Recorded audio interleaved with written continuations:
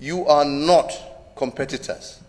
And I think the big mistake we have made is by making each other competitors. We are not competing.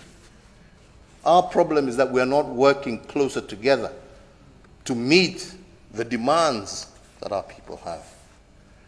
And as I was telling another gathering, you know, these borders, and I also mentioned to my brother, these borders that you create silos for yourselves amongst, you must always remember, are not your creation. These were creations of people outside of this continent who made these borders not to develop you, but to extract from you. Now that you want to develop yourself, we must start looking at these borders, and we must start removing the barriers that we have put, that have defined us in the past, and now hinder us from being the giant that we should be.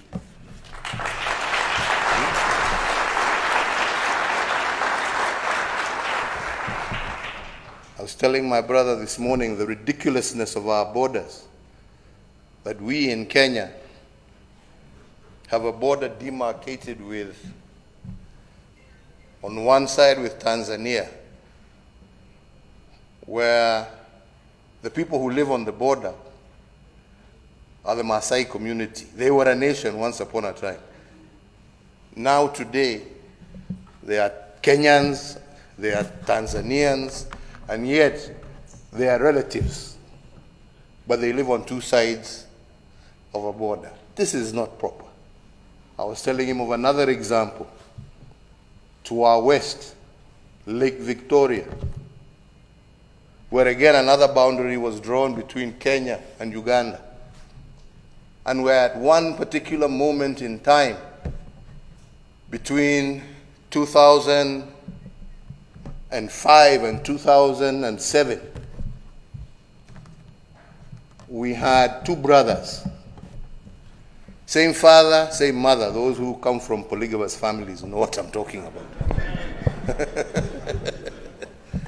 But this particular one, the same father, same mother.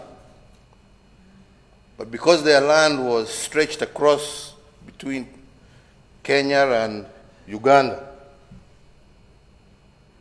one brother inherited land on the Ugandan side, the other brother inherited land on the Kenyan side.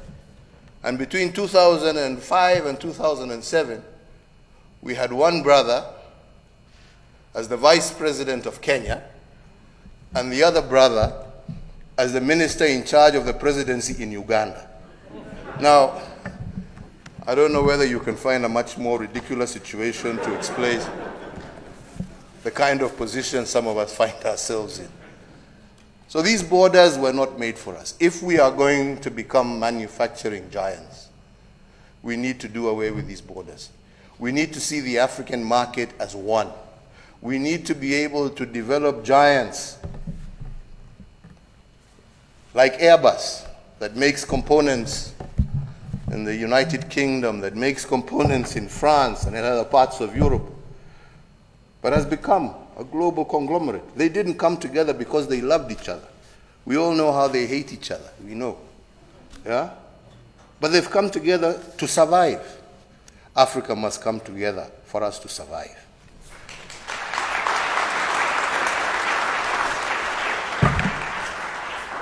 Survive and indeed prosper. I wish you all the very best.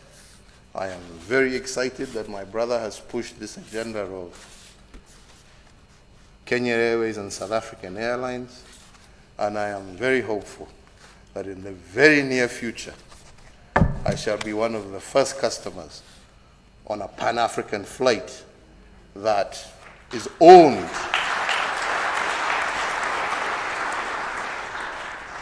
by Africa and run by Africans.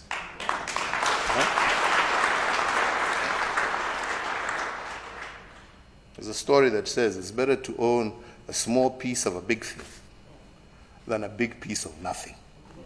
So I'm looking forward to our small piece in a big Pan-African airline. Thank you very much.